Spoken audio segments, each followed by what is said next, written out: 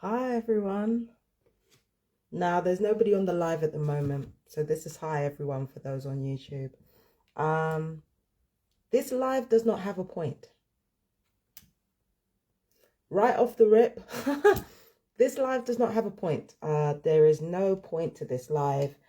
I just came online because I just wanted to talk for a bit, and I wanted to be vulnerable for like a couple of, I don't know, a few minutes or so.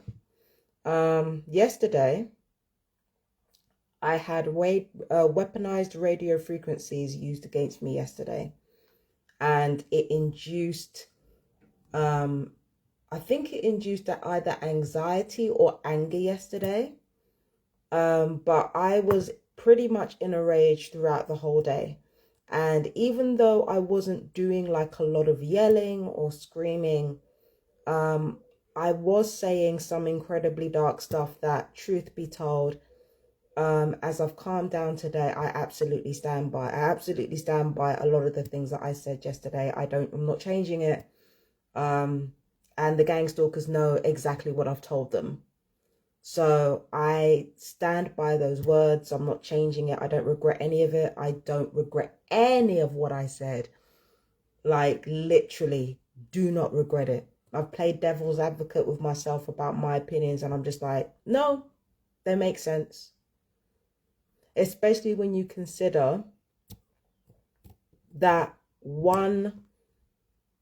that there's been another TI death reported.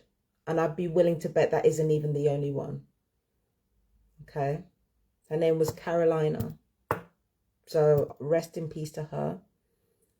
So I said a lot of things yesterday in a rage. I'm not going to clarify it on here. But I said a lot of things in a rage that I realized was unlocking something deeper in me that needed to be excavated for me to use. Not the gang stalkers to use, not the perps to use, for me to use. And even though me being pushed into negative emotions is really uncomfortable for me, the things that those negative emotions reveal, I've realized over time that the realizations that can come from those negative emotions that are induced by weaponized radio frequencies, they're actually very useful to me. And they're actually useful in terms of me understanding my motivations, understanding what gets me out of bed in the morning, understanding like how human beings truly feel when we're brought to our worst or our absolute worst, how human beings feel. Like in December, it made me realize at the root of people's extremely hateful behavior, what's behind it. And yesterday, it made me realize how like negative emotions affect me and how they actually motivate me to to get up out of bed and to be more active and stuff like that. And of course, because I had that realization, I had directed energy weapons fired on my right knee in a bid to try to stop me from being productive, because they know if I'm productive, then I'm a special kind of angry. If I'm like doing stuff around the house, like even just doing something even vaguely useful, they know how pissed I really am. They know I'm pissed to the point where they can't control me. And even if I wasn't pissed to the point where they can't try to, even if I wasn't pissed to the point where they can control me, they would still be firing weapons at my head, firing weapons at my chest, doing everything possible to prevent me from exercising, prevent me from even cleaning my place. Like the amount of perp cunts that walk in this room talking about how disorderly my shit is, when really they had remote weapons torturers on their side, weaponizing that against my body to stop me from cleaning my fucking house. Now, it doesn't stop me, but I'm just pointing that out. That's exactly what these remote weapon torturers do. So because I was a special kind of angry yesterday, and that anger made me productive, guess what? the remote torturers, like the cowardly cunt pieces of fuck shit that they actually are, they started firing weapons on my knees and in my head. Like, that's why I can't get my words out properly, because like of the amount of EMFs and DEWs being fired at my head. Okay. But coming back to my original point, when it comes to weaponized radio frequencies, in my particular case, when they take me to a point where I have uncomfortably negative emotions, for me, it provides clarity. For me, it's an opportunity to get to know myself. Like with regards to the pain that was inflicted on me back 4 years ago, it gave me the opportunity to get to know myself. And a lot of the shame that I used to feel as a human being, the pain kind of cleansed me of that. Now, I'm not saying that as a way to give consent to these cunts to torture and mutilate me. I'm just saying, right, that sometimes when you go through a certain amount of pain and you go through a certain amount of negative emotions, your mind gets very clear about who you are and what you're made of and what your principles are. So that is, you know, yesterday is like a really, really like mild version of that, because it was just like me being made to feel negative about stuff, and then weapons being fired at my like joints and stuff, because that's what they like to do, that they like to debilitate people. So that is how I feel about it. And I feel like weaponized frequencies might have been used today, which has caused me to talk a lot. But then again, if I stay indoors for too long, I tend to talk a lot anyway, which is why I came on this live, because I'm going to be damned if I make another voice note about an online take. I can't fucking do it. I cannot and will not do it. So I'd rather come online, be vulnerable, and give you tools that I've learned in my time as a targeted individual. When you go through negative emotions, in my particular case, it's a chance to get to know yourself. And it's a chance to give yourself a break. When you go through certain debilitations, or you are subject to negative emotions that are not yours, and the first thing that comes into your head, it reveals you, right? It's an opportunity for you to get to know yourself, to ask yourself questions. Now, I don't always talk out loud. Sometimes I'll talk on a voice note. Sometimes I'll write it down. Like, I've written stuff down here. Like, written stuff down here, right? So, like, I write stuff down sometimes, like, yeah, like this, for example. So I write stuff down, and I get to know myself. I get to know what's inside my mind, and I use that as an opportunity to build on that, so that I can build positive stuff on top of it.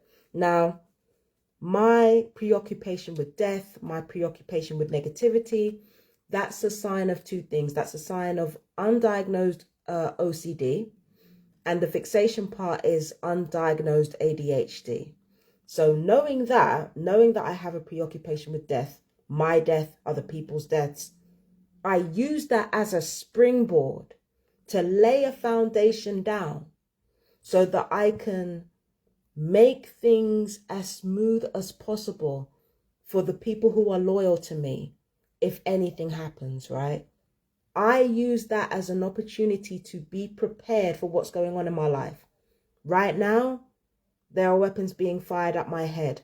I make sure I document as many important lives as possible so that you can track the changes in my speech pattern. You can track the words that I use. You can track how I'm moving with regards to how I express myself on camera. You can make a track of that over the years. You can see where there are changes to my singing, to this, that, and the third. I document myself so that I can document the changes made from gang stalking, mutilating my body, and killing off my nervous system.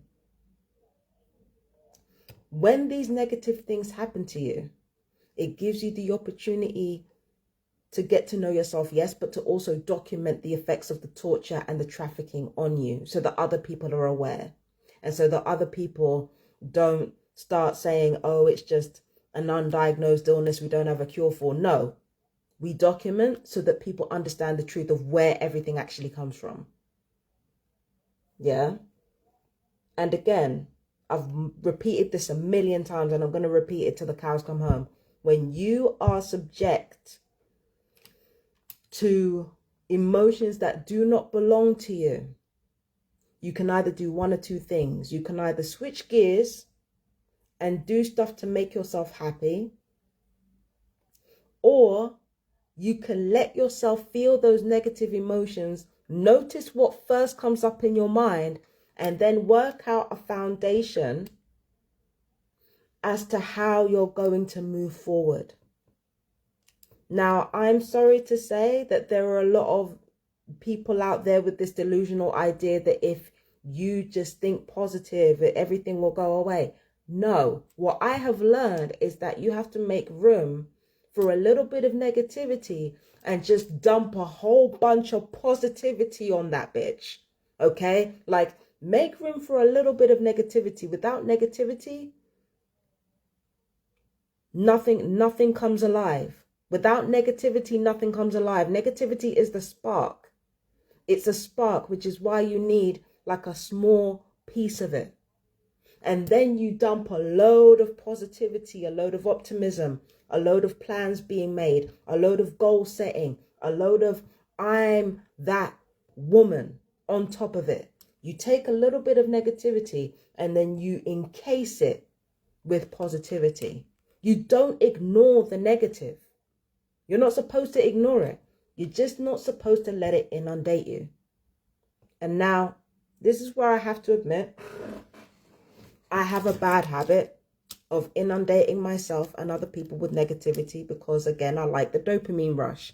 But a little bit of negativity, acknowledgement of what's wrong in the world, is not you giving it power.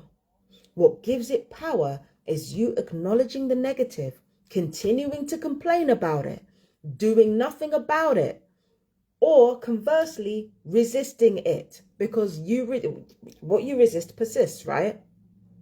But if you allow a little bit of negativity and you encase it with positivity, that's where growth can happen. That's one of the reasons I made this live. It wasn't just to get some stuff out of my system, even though that's a major part of it.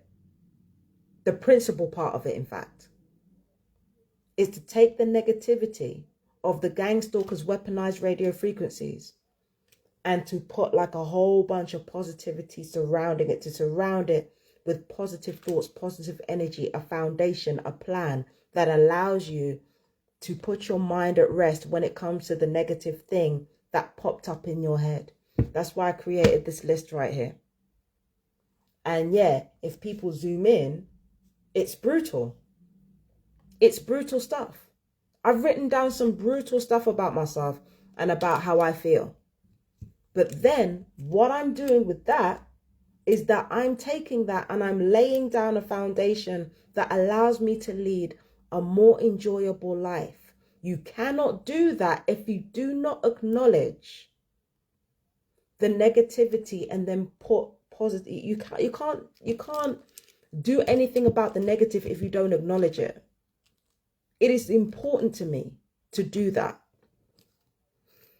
And again, I know that if I stay indoors for too long, I start dissociating and I start the maladaptive daydreaming stuff and I start talking out loud more. I know that. So what I've decided to do is I've decided to create this live, like I said, put loads of positivity around it.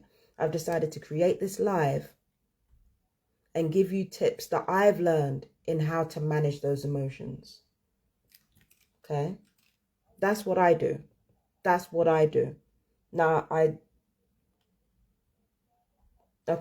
just gonna, lay it out there. Faith alone doesn't do anything. Faith alone, thinking positive, thinking I'm not going to think about this, it does nothing. It does nothing. I know because I've tried that. I've been the kind of person to try to, avoid the negative and only think of the positive. And the positive and the negative crept up on me like you wouldn't believe. It crept up on me like you wouldn't believe. I've tried the faith route, tried believing in the Lord Jesus Christ. I've tried using faith to remain positive. Backfired badly. Because the whole point of Christianity and the whole point of putting faith first is to ignore the negative at all costs. We don't speak about fear. We don't entertain fear. We don't entertain that. That backfired on me. Bad. That badly backfired on me. Instead, what I learned to do is I learned to take the negative aspects of life. I become the negative aspects of life. And then what I do once I'm in there is I transform it by attracting positivity to it. That's what alchemy taught me. That's what the occult taught me. Everybody thinks about the occult in a negative connotation. They associate it with the likes of Epstein and Baal worshippers and death cult worshippers. When the truth of the matter is, alchemy doesn't just belong to death, it belongs to life. In fact, it belongs to life more than it belongs to death. It belongs to all of us more than it belongs to the so-called powers that be, or let's call them what they are, the predatory class. It shouldn't even be a cult. It shouldn't even be hidden. Because the knowledge that I know, the knowledge that God knows how many other spiritual people know, it should be for everybody to know. It should not just be for a handful of people. But the reason why all of us don't have the knowledge, all of us don't practice the knowledge, is because if we are really honest with ourselves, we don't want the knowledge. We don't want the knowledge. That's why we don't have it. We don't want the knowledge. And the predatory classes, they know us better than we know ourselves. They know the type of information we are prepared to accept, and they know the type of information we're prepared not to accept. They know us better than we know ourselves, like it or not. And it's because of that all of us do not have access to alchemy, and we don't know how to utilize it to our advantage. It's because a lot of people among the masses do not want to know. They want to eat, work, fuck, shit, and sleep. And that's it. They don't want to know about how to alchemize negative emotions to their advantage. They don't want to know all that. They don't even want to entertain negativity because their nerves are shredded most of the time. Their nerves are shredded most of the time, so that they don't want to know the alchemical knowledge. They don't want any of that. That's why religion exists. Because people's nerves were shredded by war, famine,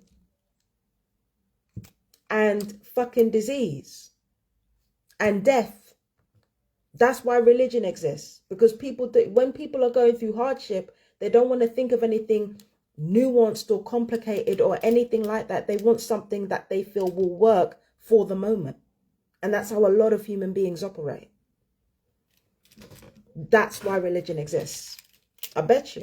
That's why it exists. But when you are involved in alchemy, when you're involved in magic, and magic is just, you know what I mean? Like magic, alchemy, it involves transforming yourself from within rather than relying on a divine source to do it for you. When you pray, like this is what a lot of religious people and a lot of normal people don't understand. When you pray, you are changing yourself to attract what you're praying for. I'm going to say it again. When you pray, you are changing yourself to attract what you're praying for.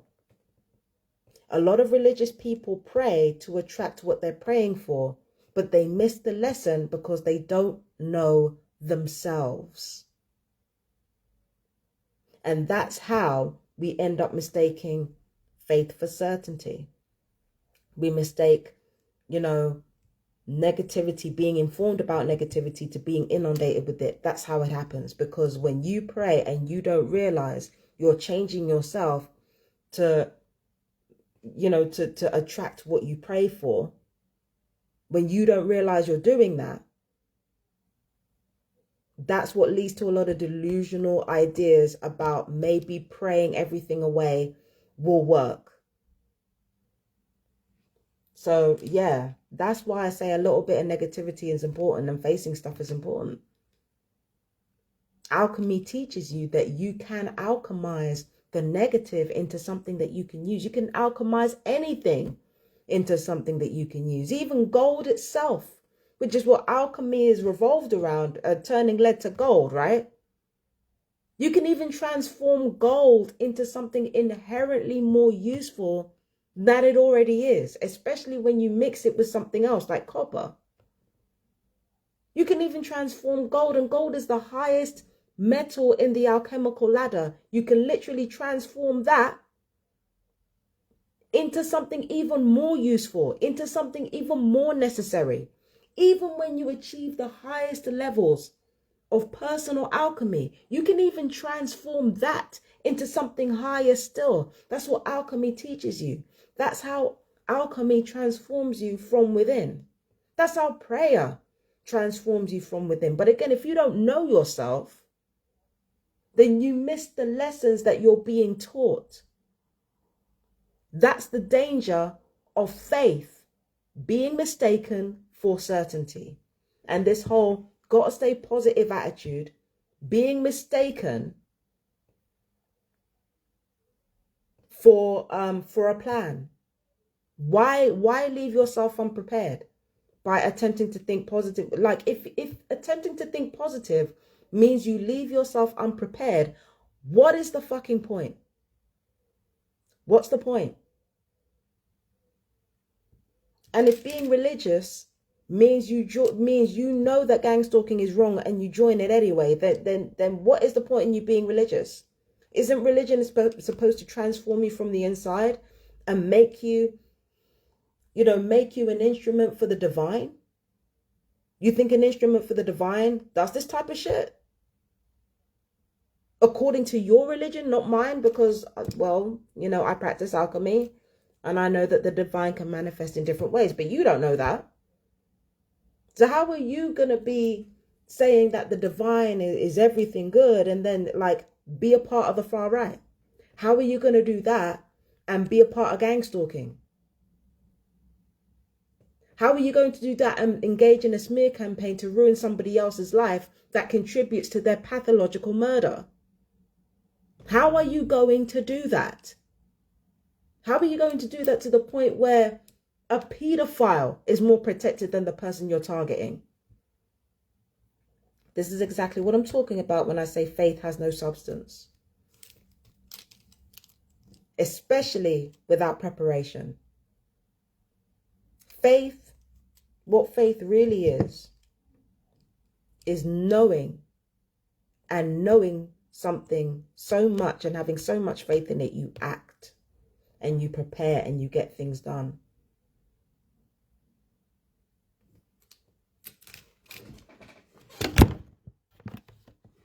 Sorry. And it's not about being smart. It's not about being tough. It's not about being, better than anyone else. It's simply about knowing that spirit always does what it's supposed to do. This is another reality that I feel like people don't seem to get. And the reality is this. A lot of people are saying, well, if God exists, why is everything in the world happening? God absolutely exists. God absolutely exists. I've gone back and forth about saying God doesn't exist and no, God fucking exists. God exists. Spirit exists. And You're not going to like it what I'm about to say, but everything that's going on in the world right now is God and spirit doing exactly what they are supposed to do. God, spirit, energy, whatever you want to call it, it operates on the same principle that it has always operated on. The more you share with somebody, like whatever it is that you do to or for someone else, you get it back multiplied, right? The more you share happiness, the happier you are, and the more you share that with other people is the more of that you get back. It is a perfect system that has existed since before time was even a factor. Okay? This system of, make yourself happy and share that happiness with others has existed for generations upon generations. It's existed again since before fucking time.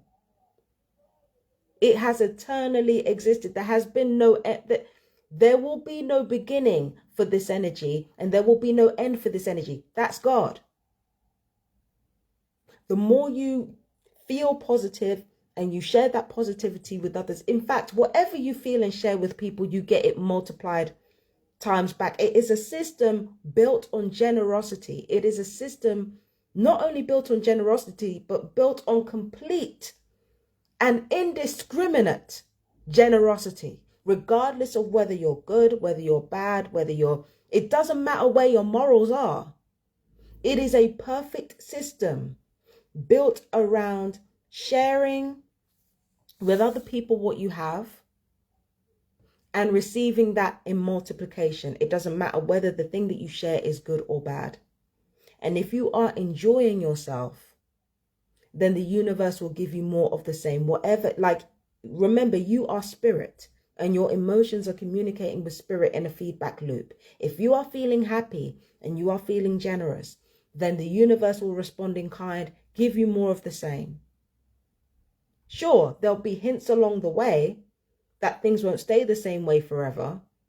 But if you are constantly happy in a genuine way and you are in flow with spirit and you're paying attention to spirit, spirit will give you more of the same. The reason why the predator class are the predator class and have hoarded all these resources and have done all of these awful things, it's because they are as much in line with spirit as a light worker. I'm going to say it again.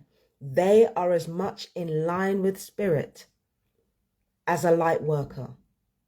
That is because spirit is not moral. God is not moral. Nothing is moral. God and spirit, it's not moral. It is without morals. It is based entirely on sensation and returning whatever sensations that we deliver onto other people. That is what it's revolved around. So when you make yourself happy first and then you share that happiness with others, of course you're going to get more of the same back. Of course you are. It doesn't matter if you're a good person or a bad person. That's what you're going to get. Why do you think the predator class haven't faced any consequences for their behavior yet? Look at what they've brought into the world. Look at what they've popularized. Not invented, popularized. Look at what they brought into the world. They brought into, look at all the modern technology and all the things that we consume and enjoy. Look at what they've brought to millions, nay, billions of people. Predator class. And not only did the predator class make that happen, they did it in a way that they knew would be convenient and easy for us to consume. They knew what would make us feel good, and they gave us that. The predator class. And they did that for billions of fucking people, even whilst doing those horrific things to children, doing those horrific things to women and men. The amount of people they killed for their race. Do you know the Epstein class hunted black people? They were hunting black people, hunting and killing them. Did you know that? Not to mention all the other horrific things like raping, killing, eating, and impregnating children. Even when you know the horrific shit that these people did. Look at the technology that they were a part of, the music industry they were a part of, the entertainment industry they were a part of, all these industries that they were a part of. How did it affect our lives? Serious question. Serious question. And think of the reach. Think of the reach that they were able to really think of it now. Millions and billions of people. Think of the fucking reach. When you think of it in those terms, that's when you start to understand why these fucking disgusting, horrific, foul people have not faced consequences for their actions and probably never will. Remember the drill. Make yourself happy. Put yourself on a high enough frequency for spirit to hear. And share that with the world. That's exactly, as much as I fucking hate to say it, that's exactly what the predator class fucking did. And that is what black and brown people are up against. That's what the trans community are up against. That is what lesbians, gays, bisexual, pansexual, omnisexual, demisexual, asexual, aromantic are up against. That is what children are up against. That is what the progressive class are up against. That is what we're up against. We're up against people who, as fucking foul and disgusting as they are, they understood spirit better than we did, and they knew how to exist inside loopholes that allowed them to do the foul and fucked up shit that they did and get away with it. God absolutely exists. But God, not he, not she, they are generous with anyone and everyone that raises their frequency high enough. And the horrible reality is that raising your frequency according to who you are, who said that meant you had to be a good person? Who said that meant, who said you had to be a good person for that? That's what the predator class have done. They've exploited that. They've built up their dopamine, one on top of the other, built up their dopamine, built up their dopamine, built up their dopamine, to the point where their frequencies are sky high through doing these absolutely foul fucking things. And then what they did with that is they didn't give us what we needed. They never gave us what we needed. We needed to be safe. We needed to be warm. We needed to be watered and fed. No, they never gave us what we needed, but they gave what made the majority of people feel good. Or they gave what the majority of privileged people feel good. They gave those people what makes them feel good. They played into our internal comforts. They played into our need to feel sedated and comfortable. They made us feel good and lifted our spirits by pandering to our political allegiances, pandering to our cultural biases, pandering to our personal biases. They have done this for billions of people. They have robbed us of every single semblance of our sense of self. But ironically, in robbing us of that knowledge of who we truly are, they also robbed us of our knowledge of how much better things could be. So what happens? When this predator class gives us crumbs, we accept it willingly and we're happy with it. And happiness feeds a feedback loop back to who? Spirit. That is how they fucking feed on us. That is how they feed on us. And religion plays a role in that.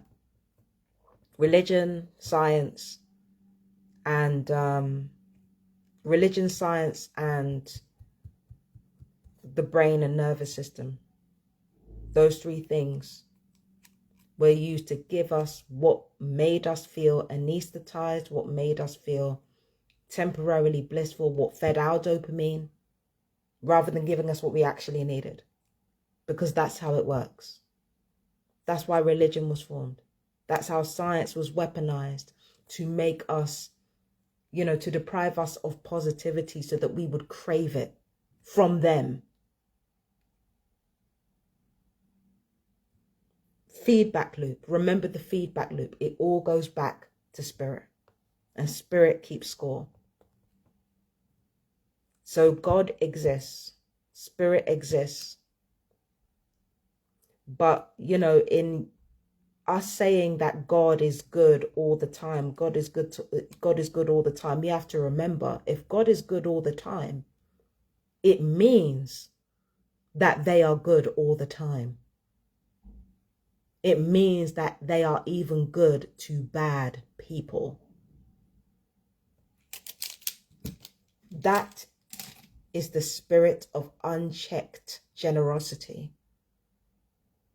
The limitations of how much these people get away with lie with us.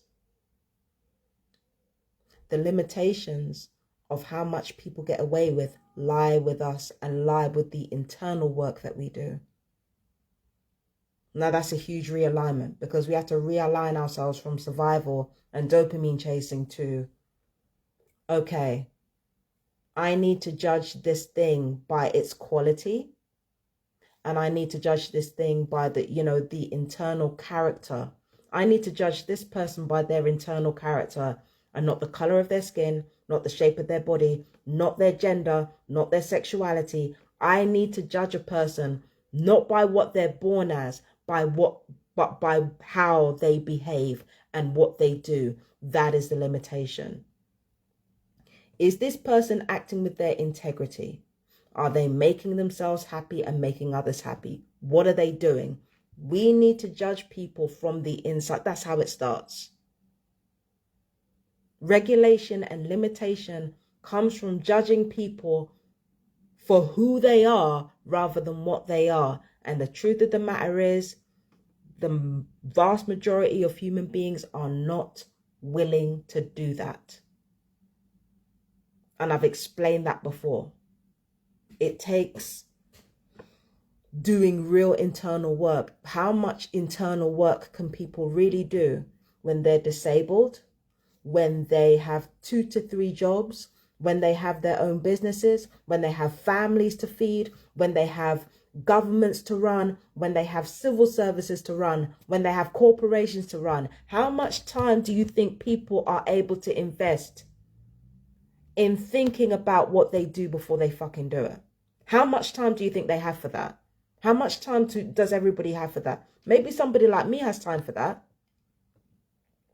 due to a false paranoid schizophrenia diagnosis, due to being mentally ill for decades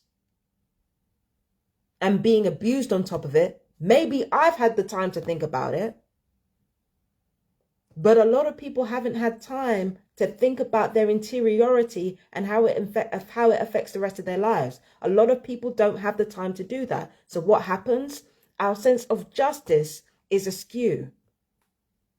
And we don't do what's necessary when it comes to people who are truly predatory and don't benefit the rest of humanity. Like, we truly don't do what's necessary to protect the rest of humanity because, again, we don't judge people for what's in here. Emotional destruction is not just a trafficking tool, it's a way of life for all living beings, not just humans, all living beings. Unless we turn that on its head and we start to judge people by the quality of what they bring to the table in terms of morality and ethics, we will always have this problem of God giving everything to everybody, including predators. The limitations of justice lie with us, and it will always lie with us. That's why when a lot of people say, oh, you know, why are we're not angry enough? Why are we not doing anything about it? It's because you don't want to. It's as simple as that. But what can we do?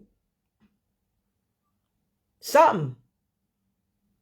You're not doing anything about it. You're not doing anything about Epstein. You're not doing anything about the predator class because you don't fucking want to.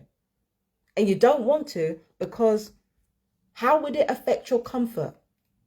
What if I told you that whatever it is that you think you're doing to dismantle the predator class, what if I told you need to do something else? Hell, what if Spirit told me that I need to do something different to what I've been doing this entire time? What if Spirit told me that I need to do something different, something that I'm not used to? Would I fucking do it? Are any of you fucking doing it? Doubtful. Doubtful. And you can say, oh, you know, Marsha, we're just not online. Are you really doing it? Don't give me that shit about being online and not being online. Are you really doing what is necessary? Are you making necessary changes, sacrificing necessary comforts to ensure the predator class cannot get away with their complete annihilation of vulnerable children and vulnerable people and people who are not white? Are you doing everything in your power? I already know that the answer to that is no, because you have to contend with the comforts that these predatory people brought all of us through their backwards bullshit. They might not have brought us genuine advancements or genuine, you know, technological advancements that allowed this planet to thrive. They might not have given us that, but they have given us aesthetic. And they have given us comfort. We would have to give all that up. Are we willing to give all that up? Tonight, right now? Are all of us willing to do that? No. I already know the answer to that. No. This is why the we're not angry enough. Like, no, it's already too late. It's already too late because of our need to be comfortable. Our need to be comfortable has lulled our minds to sleep. We have been made so fearful and rendered so fearful of everything that it's robbed us of our ability to think. And all we want when we're most afraid and we're most, you know, when we're most afraid and we're most angry, all we want to do is be held. And that's exactly what these predator classes have allowed billions of us to feel all this time, held, so that we don't have to think. And it's not necessarily judgment. I'm human too. Everything that I'm saying to you, everything that I've been saying to you for how many years now? For over a decade. I was too late then. The videos that I made 10 years ago, like I should have been making 20 years ago. Hell, I should have been cottoning on to this when I was a fucking teenager. I knew things weren't right. I just couldn't put my finger on it. I just couldn't put my finger on the shit. I just didn't know. Instead, I was on a self-destructive path. Even me talking about all this stuff now, too fucking late. It's too fucking late to do anything meaningful. Everyone knows that and I know that. Doesn't stop me from trying. But it is already too late. It's been too late. It's always too late. Why? Because of comfort. Why comfort? Because of fear. Because again, we don't acknowledge we're afraid. We just let that fear run us. We just repress our fear, you know, call fear the devil or Satan, and just allow that to overcome us. We don't acknowledge it. We don't say, yeah, I'm afraid.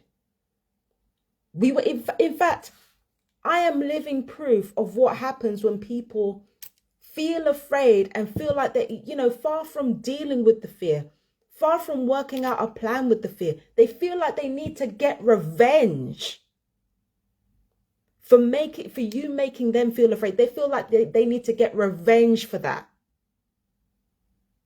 Even when you've only done something minor, as enjoy yourself, they feel like they need to get revenge for negative feelings. That's what happens when repression enters the equation. I'm feeling negative, so I need to immediately avenge that. No, let me not pause. Let me not pause and think about it. And I'm not talking about children, I'm talking about adults. Let me not pause and think about it. Let me not check myself, count to 10, something. No, I'm scared and I feel bad, so I've got to get revenge for it. I'm irritated, so I have to get revenge for it. That is exactly in running away from fear and pretending like fear doesn't affect you. That's how you let fear run you.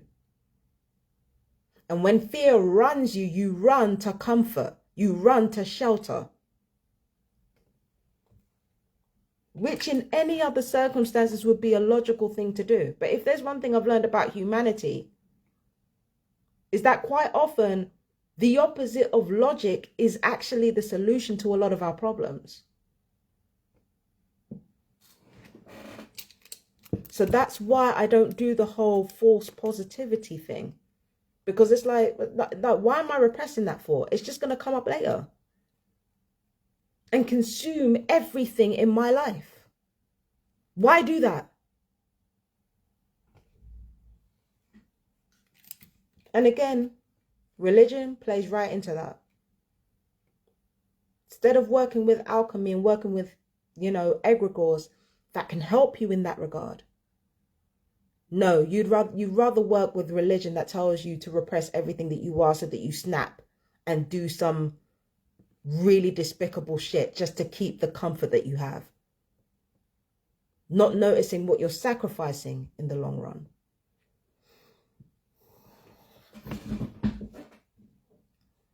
Got lime water. Also, keep yourself hydrated.